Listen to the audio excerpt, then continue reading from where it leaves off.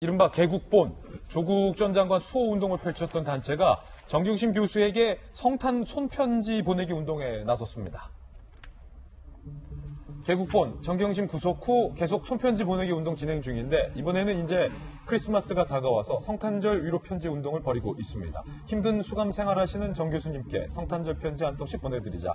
힘내세요 교수님, 반드시 견뎌주세요. 라는 내용이 주가 되는 것 같아요.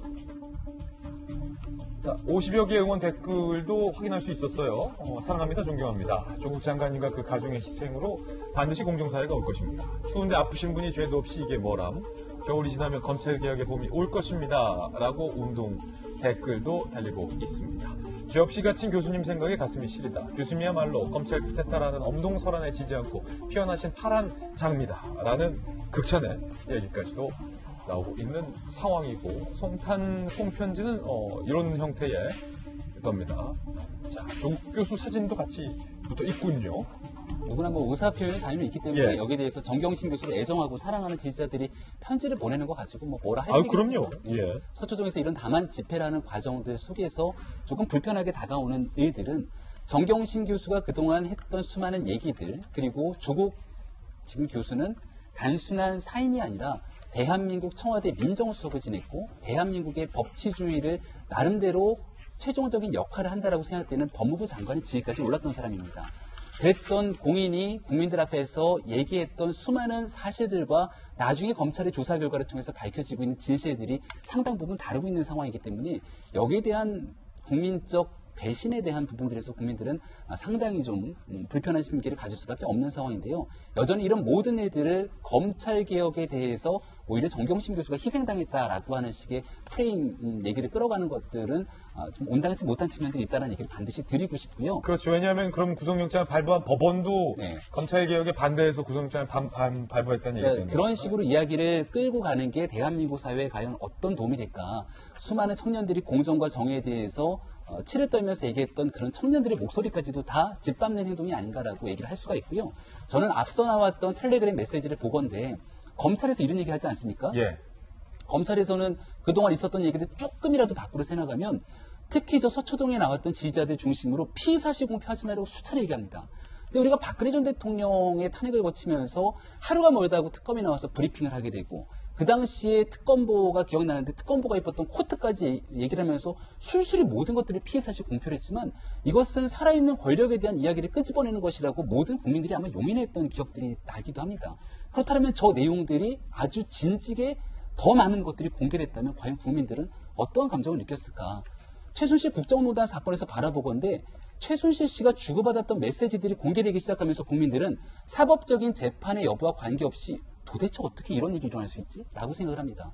근데 저는 지금 정경심 교수가 보냈다라고 하는 저 같은 메시지를 보면서 텔레그램으로 녹음 파일 해서 나한테 보내. 그리고 이렇게 하고 저렇게 이거 하고. 불법이야. 이렇게 언론 대응해. 라고 지침을 내리듯이 얘기했던 부분들을 보면서 야, 이거는 최순실 씨의 국정농단 사태를 바라보는 것과 굉장히 비슷한 느낌을 갖게 되는 국민들이 적지 않을 것 같다는 생각이 들거든요.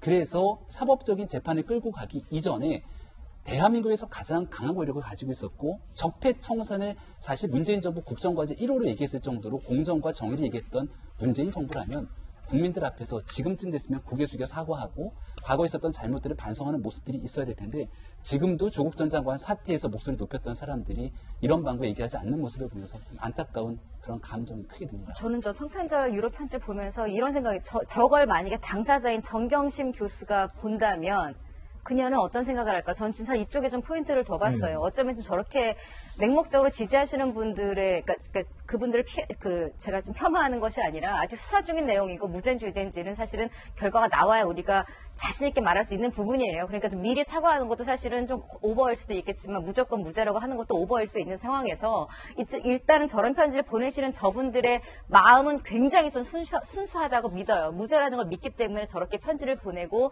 릴레이로 지지를 하는 건데 그렇죠. 문제는 예. 모든 걸 알고 있는 정경심 씨는 저 편지를 보면서 어떤 생각이 들까? 내가 텔레그램으로 지시한 대로 야 이런 거는 조중동 빼고 보내고 좀 더 구체적으로 물어보면 자꾸 왜 우리 빼냐니까요. 정보 예.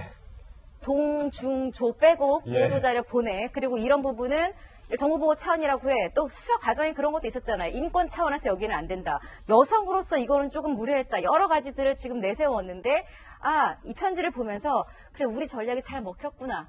이들이 우리 전략대로 착착 우리를 이렇게 맹목적으로 지지해주고 있는, 저는 이런 생각만 좀 하지 않았으면 하는 생각이 들었고, 앞서서 문자 메시지 보면서 최순실 씨 생각났다고 사실 많은 분들이 소름 쫙 끼치면서 같은 생각했을 텐데, 저는 수준으로 봤을 때는 최순실 씨 생각은 났지만 최순실 씨보다 한 단계 더 위세요.